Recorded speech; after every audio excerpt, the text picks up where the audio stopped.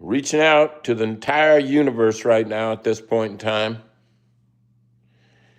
and hoping to snag some people who was interested in keyboard cat, the internet, art, peace, love, warm blankets, naps, nice cup of whatever you like to have, hot milk, tea, coffee, whatever it takes. I see we got one like, so it's starting to build. Superhero Play says hi. Please, thank you. Viviana Terra says hi. Pauzinho Quintino says hi. My Amazing World, hi. Do you miss Fatso? Of course. The Alex World, hi. Do you miss Fatso? Yes, of course, Viviana Terra. How was the fall? I don't know about that. From My Amazing World. I'm a pineapple. Is that from Hawaii? Says hello. We got 34 people watching here. Some Brazil here. Peg Brawl, Siguera. How am I? Doing good. And how are you? Oh, yes. In the USSR. Keyboard Cat says Leo. Keyboard Cat says I'm bad. Is that me?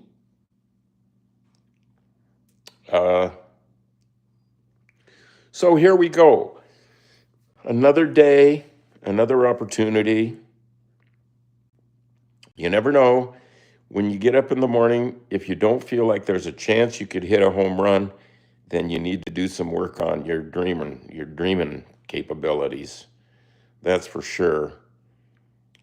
This is the Art with Charlie Schmidt featuring Keyboard Cat Hour. And the cat is over there sitting right above me on the ledge. Can you see his carcass sitting up right above? There's a Macintosh computer there and a wooden panel, and you can see his carcass sticking up there.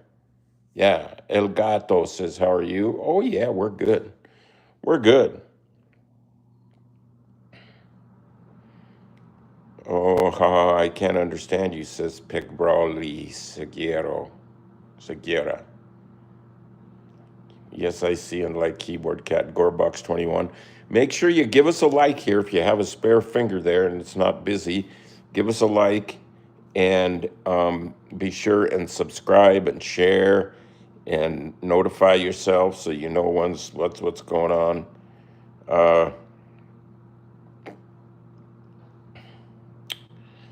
No need to feel sorry for me. I'm doing just fine. There's no regrets. You know, we're doing our thing. Today I did want to talk a little bit about Floppy Fish that has been subscribed for a year. Now that's a good thing. Do you show the song of Keyboard Cat? Yes, indeed. We will get to that. There's something in the book here, one of my books, that I would like to share with you. This book is called Charlie Schmidt, that's me, Seeking Your Inner Radish, a guide to finding and unleashing your innate power. Because you got stuff in you, you know, and here's the point. Here's the point. See that little seed? That little seed can become that radish, and it knows how. A tiny, dry seed knows how to become a big, bright, beautiful, crisp, delicious radish. It doesn't need church or college or booze or anything. It just knows. So, what do you just know without college or church or anything? What do you just know? There is, I mean, if you can believe that that little seed knows how to become a radish, you can believe that in your heart you know how to become what it is you're designed to be.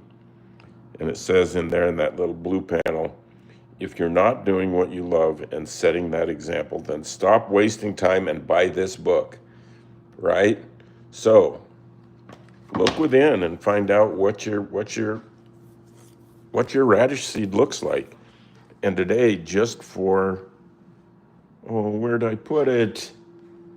Oh, there it is. How did it get clear over there? There it is. There's my radish, my prop for today. And to prove my point, there's the cat. Here's the radish. And here's the Charlie eating the radish. It's good. That seed knew how to become that radish.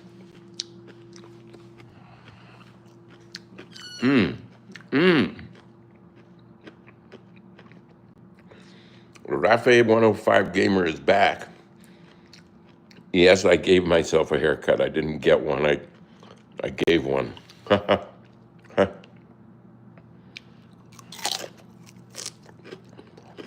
So, there you go. Like Picasso said, find your gift and give it away. So you got lots of things to do today. Take out the garbage.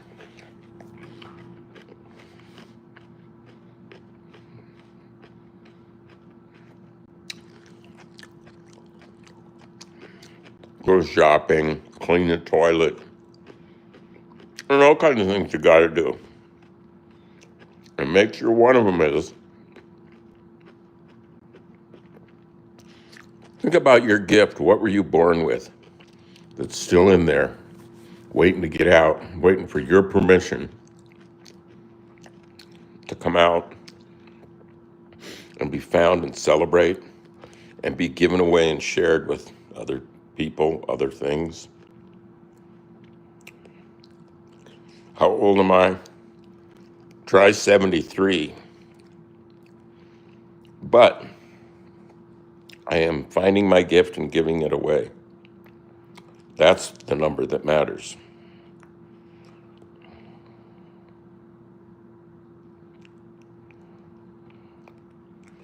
Hishka Jishking.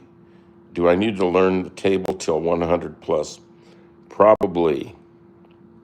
It may not be your gift to mankind or womankind, but it might be part of it. Oh, that radish was good. Woo! So I do have a video that I have queued up. And Fatso Schmidt, also known as the keyboard cat. What's behind this mystery, this instant success of an ordinary household cat to total stardom throughout the world? What's behind it all? Today, you'll learn about her show business family and how they influenced each other. There's Fatso with her skinny sister, her sister Skinny, and her half-sister Fuzzy. Now, Fuzzy was born after the other two, and when she came around, she was so cute. No one could resist her. She had that fat little belly and those crusty eyes, the corners in her eyes. She would just sit in my camera bag and get all the attention. When she got older, everyone thought it was her keyboard career that's what she really was known for, but not true. The fact is, she was an ace runway model in Paris, New York, Moses Lake, all the big stops, and she was voted the longest legs in the cat industry. Well, Fuzzy used to like sitting around waiting for work, sort of glad-handed, and one day she's looking out the blinds and thinking, how can I use these blinds to make money? So she starts this little sort of teasy routine through the blinds, and all the tomcats in the neighborhood are leaving money and kibbles and bits and stuff like that outside. And she's just having her way with them without even going outside. It was great. Of course, monkey see, monkey do, Fatso had to try it. And it didn't exactly work out that well for her. She just didn't have the knack. She'd get tangled up, and it wasn't pretty. The other cats sort of looked on. I mean, our cats, but the boy cats just would take off. They didn't leave a single kibble, or I think maybe there was one bit one time. What Fatso was good at was poise and balance. I'd walk into my office, and there she'd be, sitting on top of the books, and she'd close her eyes. I'd move around, she'd take a look. It was like an owl. She'd sit up there for hours.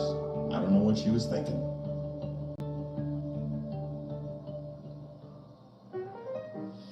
Okay, so Fatso and Skinny, the symbiotic twins, they were just great.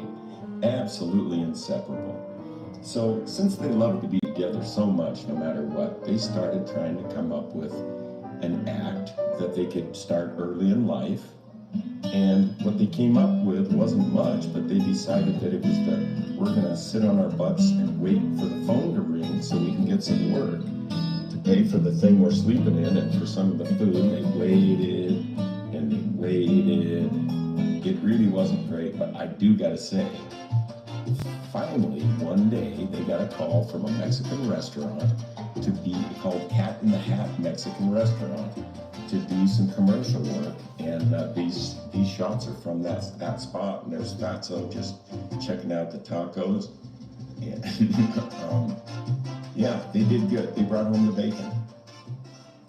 And they also got some work for a chain of factory direct mattress outlets. And they could just do everything in unison for the photographs on the bed, and it was just really great. We got some footage, and you're seeing some of it here. It was just really good. They made good money on that one, too. I can't name the mattress company. But... Oh, and then Fatso had to open her mouth for a long time act, and she'd sit there and hold that pose, but her breath smelled like anchovies. And she'd hold it and hold it and hold it and finally close her mouth, but she really didn't get any work doing that. She had it on her reel. And things started kind of getting lazy around the studio then. Fuzzy decides her act is going to be turn on the desk lamp and lay under it, belly up for hours. I had a hard time believing that was a person, but she insisted that it would lead to some work, and eventually it did. It wasn't laying around work, but she did get a call, and I can't remember what it was right after that. Oh yeah, that's when the keyboard thing started for her. Yeah, and she was good. She had a good sense of rhythm. She looked good. She hung out with the right people. She hung out with Bette Midler. That's who. No. Cher gave her that sweater. That's from Cher. Anyway, she just couldn't focus, and her heart wasn't in it. Just because you can do something doesn't mean that's what you ought to be doing necessarily. You gotta love it. And she just wasn't into it that much. She did okay. Then Easter rolls around one year, and I'm handing out the baskets to the kids, and Fuzzy's in one of them. And I asked her, what in the heck is this about? She says, it's my new act. I'm the Easter Bunny. And I said, yeah, that's great. So I'll tell you, the thing is, she ate half the candy. She stayed in that basket the whole time, and with her fat keister in there, there'd be no room for Easter Bunny. So that year, I guess she was the bunny. We continued to get some work from the Mexican restaurant that now had become a chain, and we used to walk through the lounge and the restaurant and the kids' room wearing this Get App, and the cats loved it. They really did. It was good work for a while, but I started really getting a sore neck, and there was a lot of overhead to this job that you don't really understand. After we finally lost the gig, the restaurant went out of business. Fuzzy just lived in the hat and was very cranky and refused to leave. She, even if I remember right, would just even bathe in the hat. Yeah, there's a shot of her doing it right there. See? Here's a rare Polaroid of just dress up when Fatso was a teenager, and Fuzzy's in the background wearing a Halloween costume. Here's just a shot of Fatso on the desk wearing stuff she loved to wear, just kind of horsing around, or catting around, I guess. We had another little visitor along the way. His name was Spanky.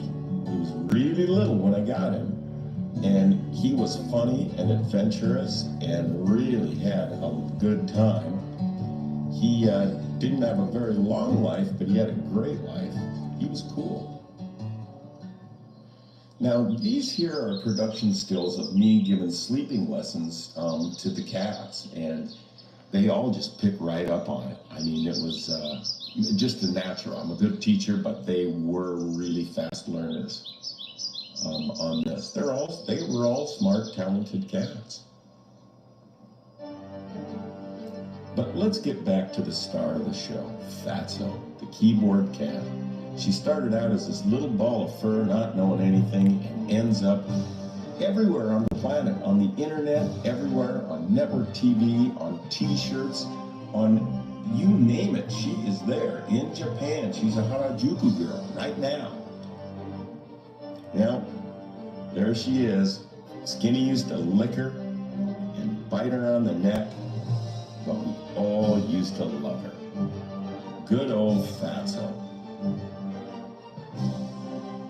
Special thanks to Brad O'Farrell for his very abnormal imagination. Thank you, Brad. And thank you, cats everywhere. And thank you if you've bought a t-shirt. Well, there's that. I see some people enjoyed it, and that's good. That's a story of, home life around the times when Fatso was budding from being just like a feline anomaly to being an icon. It all happened pretty fast, real fast. How old am I right now? Almost 74, 73 and 3/4. Fatso died from irritable bowel syndrome. She had it for a long time, and we did a lot of medication and treatments and dealt with it. And she did fine. She did fine. Fatso was a girl, by the way. She is a vibe. Almighty Flops says, I love your vids. Bad JB says, nice. That's nice. Look at that. We're stacking up the likes quite a bit. We got 44, which is pretty good because we're still going to go visit the cat and let's visit the plush toy. Keyboard cat is a vibe. That's right. Catterism Jr. says, keyboard cat is a vibe. Yeah. Hey, don't forget to visit my personal website, which is just charlieschmidt.com. CharlieSchmidt.com. And you'll see lots of things that I do and have done that are not cat things. Hot rod things, sculpture things, art things. Did I say hot rod? Portrait things, performance things, music things. There's all kinds of stuff. Gorebox21 says, you are a good man. Thank you. Das Cat, thank you for posting my quote on your Facebook. Yes. Yeah, my Facebook. If you search Charlie Schmidt on Facebook, you can see more personal stuff really that I put that's more for my friends than my fans, but they're all kind of becoming the same now. Yes, Almighty Falapa says, I miss when Keyboard Cat was peak. We used to be in the news every day. Is still a little, though, of course. Oh, yeah, we're doing good. We're doing good. So let's get a sip of coffee. And let's go over, play the plush toy. Don't forget to give us a like. We like. And rest in peace, Keyboard Cat. Sweets in the cart. Rest in peace, my loving cats. We love you. We still love you. You're in our hearts. You got the vibe. You are the vibe. There you go. How am I? I am Canadian 74. How are you today? Pretty good. Pretty darn good. I'm from the Pacific Northwest, Washington State to be exact. So I'm in the Pacific time. And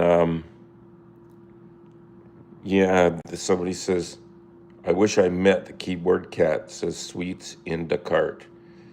I do have these buttons that for when people do meet the cat that are pretty cool.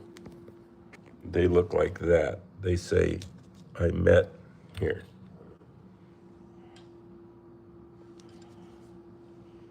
I met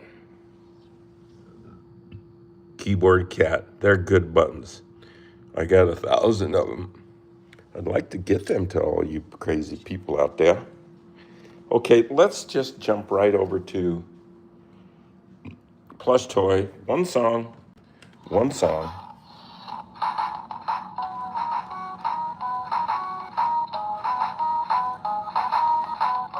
My favorite color is blue.